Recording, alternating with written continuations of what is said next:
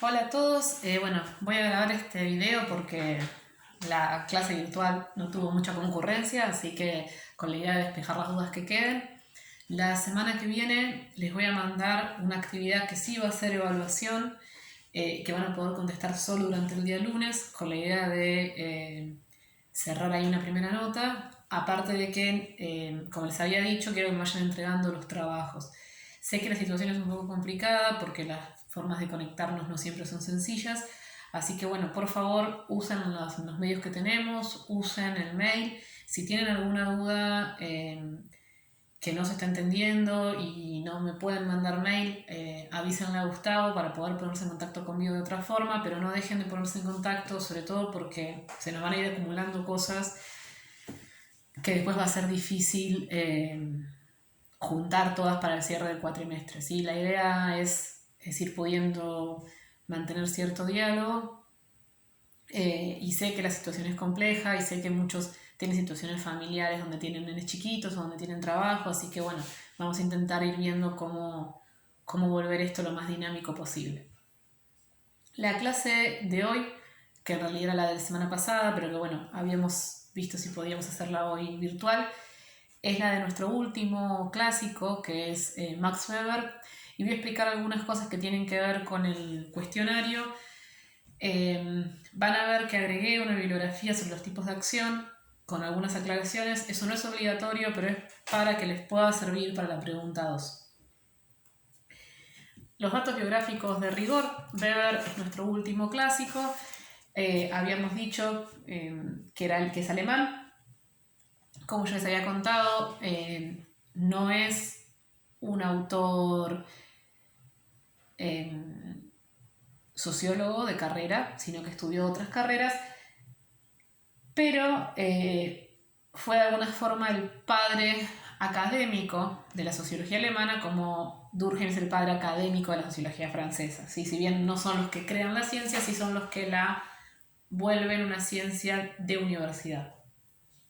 Un dato interesante es que en 1893 se casó con Marianne Weber, y este dato no solamente tiene que ver con su biografía, sino también con que ella era una autora conocida que está siendo reivindicada como una de las primeras sociólogas, y a su vez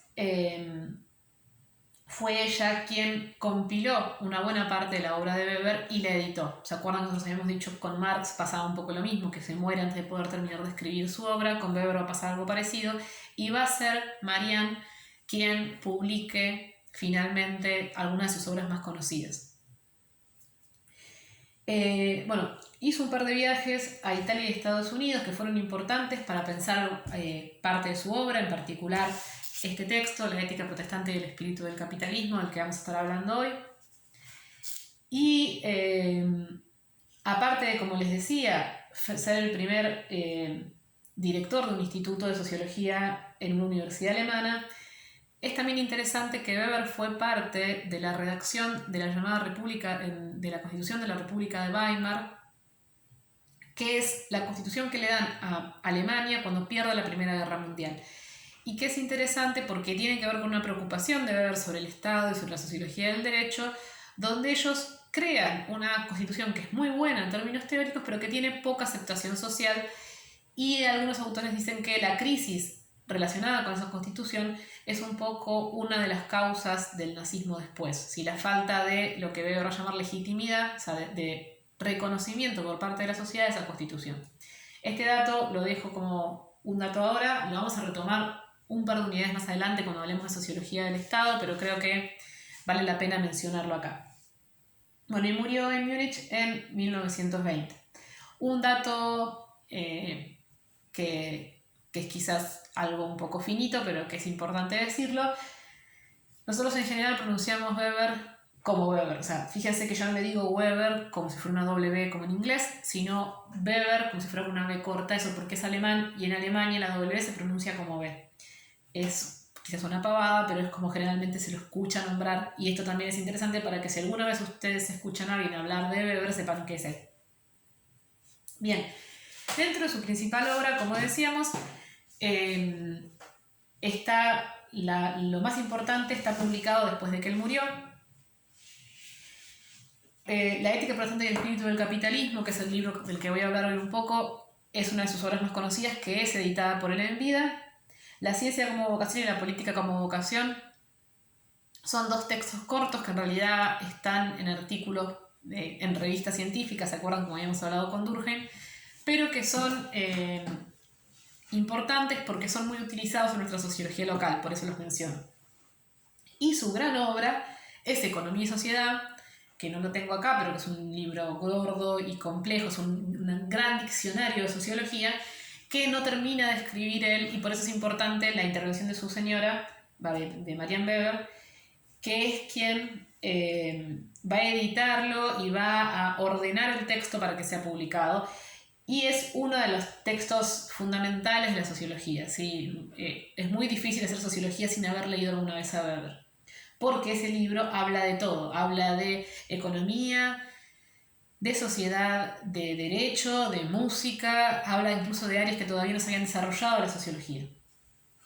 Bueno, acá están las consignas, que como les decía están todas en el texto. La consigna sobre los tipos de acción social es la que tiene ese texto complementario.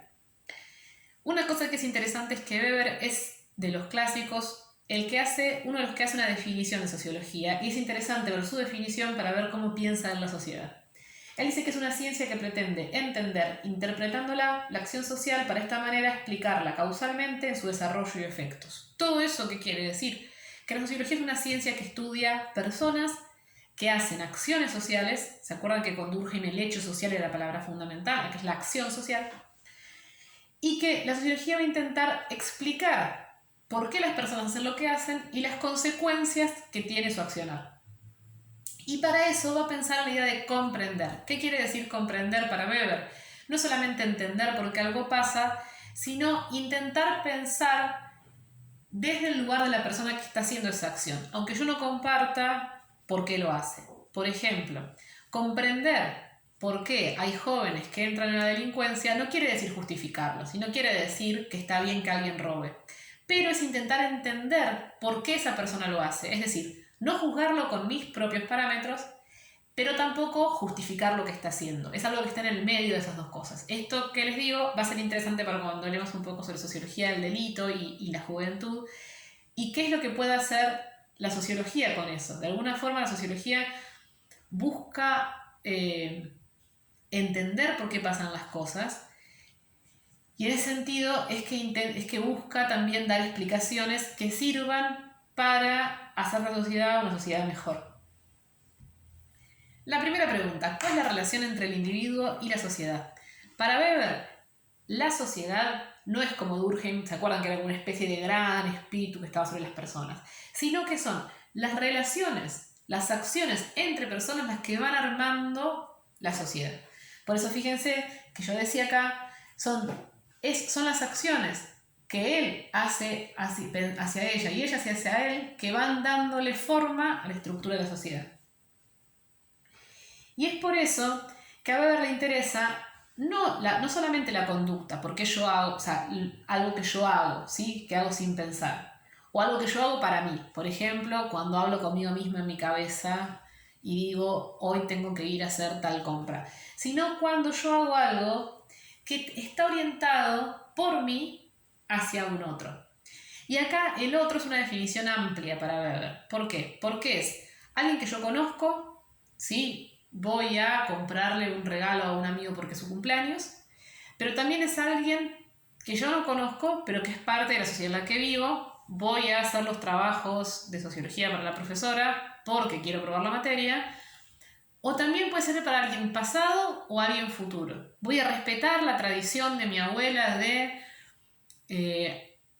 hacer pescado el Viernes Santo, aunque mi abuela falleció hace muchos años, pero sigo respetándolo porque respeto lo que ella creía respecto a eso.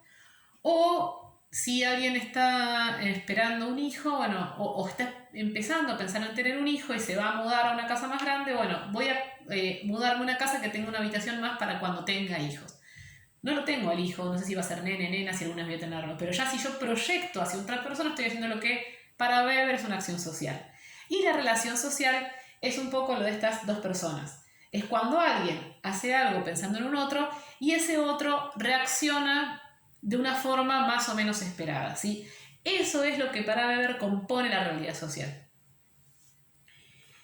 Ahora, ¿qué es lo que pasa con esto? Si cada acción social, si lo que define la sociedad son las acciones de los individuos, es muy difícil construir una teoría, porque todo va a depender de lo que cada persona haga y yo no me puedo meter en la mente de las personas para saber por qué están haciendo lo que hacen. Entonces Weber propone construir tipos, propone construir una clasificación. Y ahí es donde entran los tipos ideales. ¿Por qué se llaman ideales? Porque son ideas, ¿sí? Porque no es algo que exista así en la realidad, sino que se toma algo de la realidad y se construye un modelo, como una definición.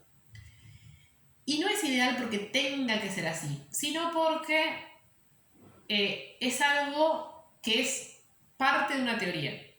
Por ejemplo, en el caso del delito, yo puedo decir que un ladrón es una persona que le quita a alguien algo que es de su propiedad. Ahí yo estoy dando una definición de qué es robar o de qué es ser un ladrón sin nombrar a un ladrón específico. Y quizás de todos los ladrones que existen hay algunos que son violentos y otros que no, pero yo estoy generando una definición que me permita comprender la sociedad e intentar entender por qué las personas que yo identifico como ladrones hacen lo que hacen. En ese sentido, tenemos esta forma de tipos ideales y tenemos esto que decíamos que la acción social es lo central de la sociedad. Weber entonces va a armar una clasificación de tipos de acción social, que como decía, son ideales, entonces depende cómo yo los defina, qué tipo de acción puede ser.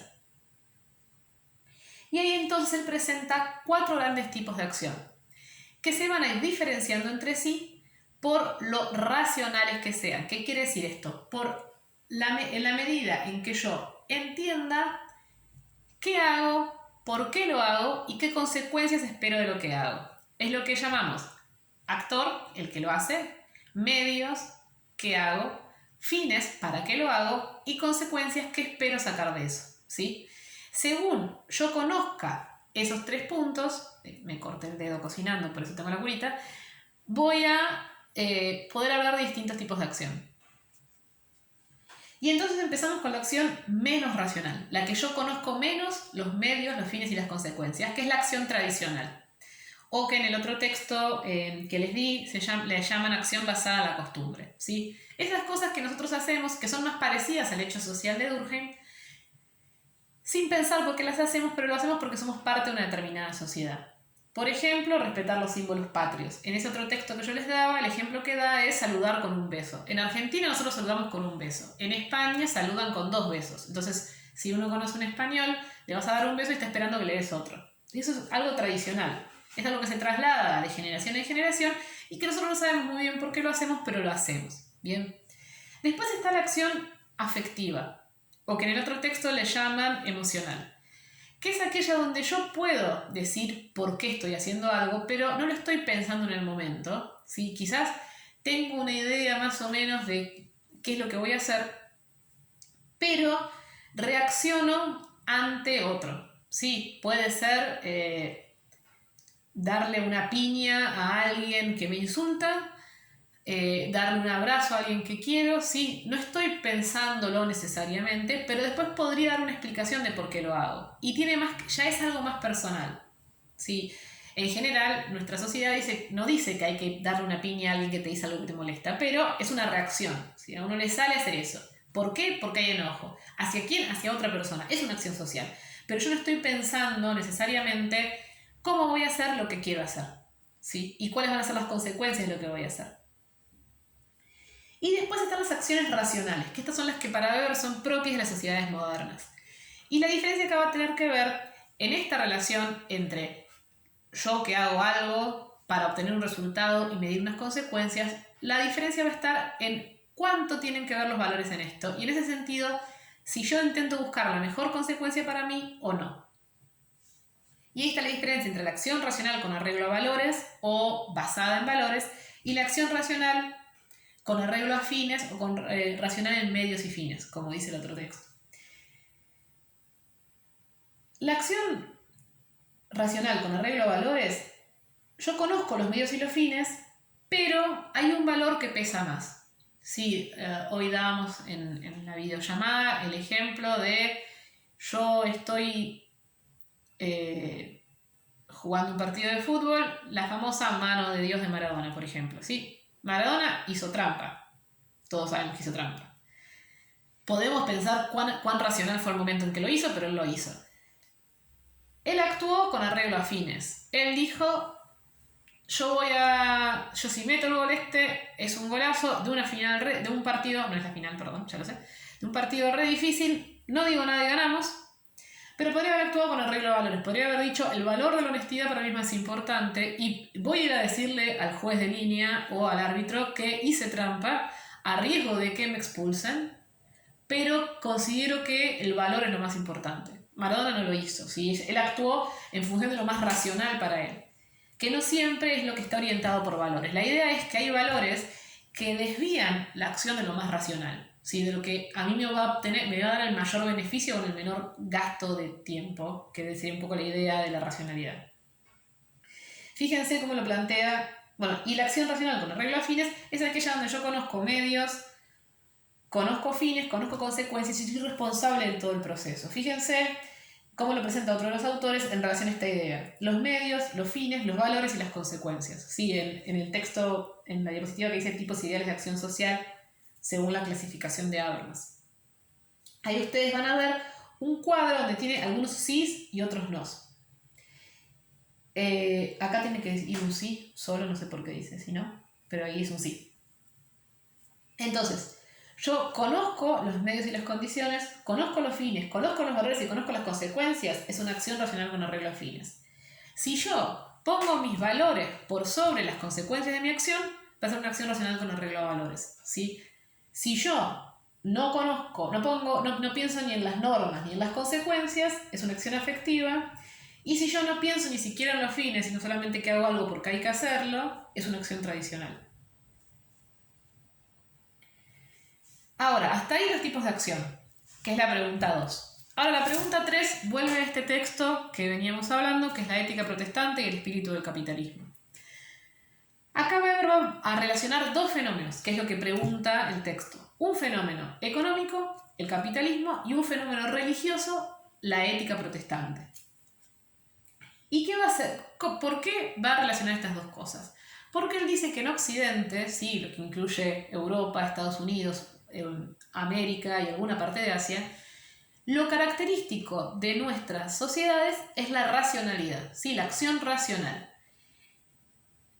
Y una acción racional orientada al cálculo, ¿sí? A poder calcular lo que yo hago. Entonces dice, bueno, ¿existía música antes de la modernidad? Sí existía, pero la música con los pentagramas que permiten que yo el día de mañana pueda, si sé música, escribir mi música y que alguien más la componga, alguien más la toque, es parte de una racionalidad que calcula qué es lo que puede hacer.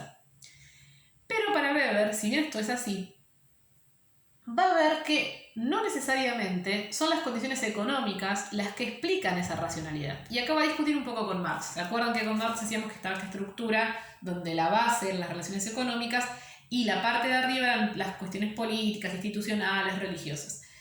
Para Weber eso no va a ser tan así, sino que van a ser fenómenos que participan de esferas separadas de la vida, la esfera política, la esfera económica, la esfera religiosa, la esfera artística, y que hay uno de esos puntos que se tocan entre sí y funcionan mejor juntos que separados.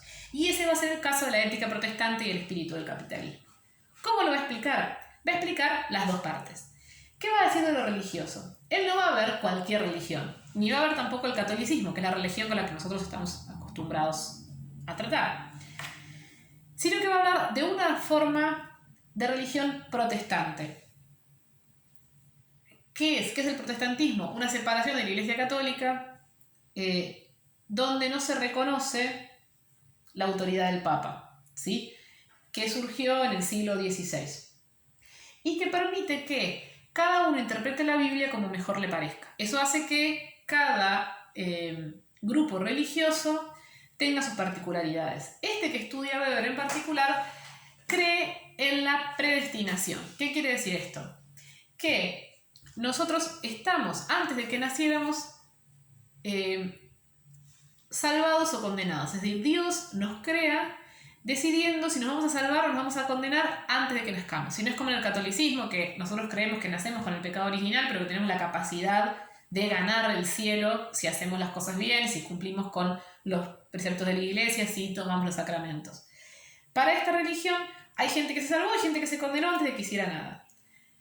Y hay un problema, porque bueno, esto no estaría tan mal, podría decir alguno, si yo estoy entre los salvados, genial, ya está, no importa lo que haga, me voy a decirlo igual, y si yo estoy condenado, no importa lo que haga, me voy al infierno igual, entonces puedo gastar mi vida en alcohol, que no va a pasar nada. El tema es que no sabemos, o sea, para el calvinista no sabe si va a estar salvado o condenado hasta el día que se muera. Entonces, tendría que ir a la iglesia a preguntarle al cura, ¿me salvé o me condené? Pero el cura tampoco se lo puede decir porque para la descripción que hace Weber de esta religión, que puede ser un poco criticada si uno conoce a algún calvinista, capaz que le dice que esto no es tan así, pero así lo interpreta Weber. No hay un sacramento que te diga si te salvaste o te condenaste. Si no está la confesión que tienen los católicos, que es lo que te permite decir, bueno, si yo cometí pecados y me voy al infierno y me confieso, me puedo llegar a ir al cielo. Como no está eso, yo no sé si me voy a salvar o me condenar. Y no hay una forma, no hay una fórmula para salvarme. Lo que Calvino dice es que lo que hay que hacer es actuar en la vida cotidiana como si fuera a salvarme. ¿Y eso qué quiere decir? Cumplir con la voluntad de Dios. ¿Y qué quiere decir cumplir con la voluntad de Dios para esta gente? Quiere decir ser la persona más honesta posible a través del trabajo, hacer el trabajo lo mejor posible, y si a mí me va bien en mi trabajo, eso es una señal de que me voy a salvar, ¿sí? Esto puede ser para un obrero o puede ser para un gran capitalista.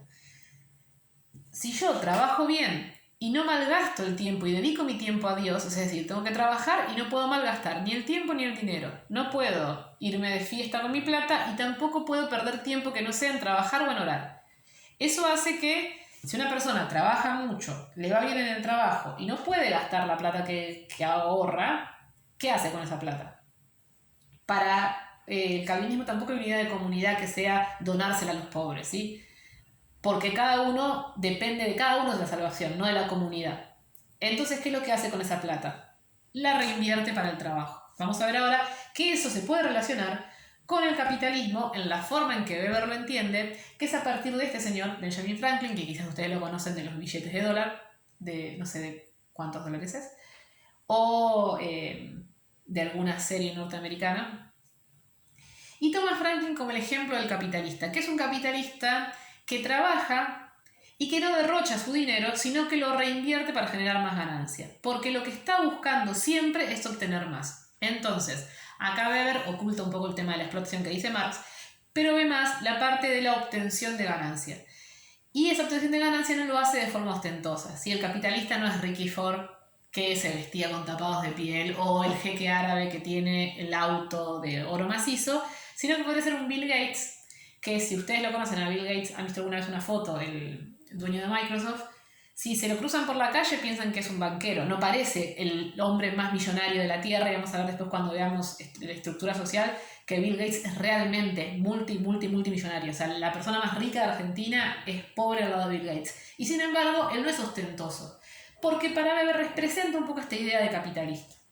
Entonces, fíjense que nosotros tenemos dos fenómenos distintos que no nace uno de otro, ¿sí? No es la estructura de Marx ni de un lado ni del otro, es decir, no es la religión la que crea una forma económica ni la economía la que crea una forma religiosa. Son dos cosas que funcionan separadas, pero que cuando se tocan funcionan mejor juntas.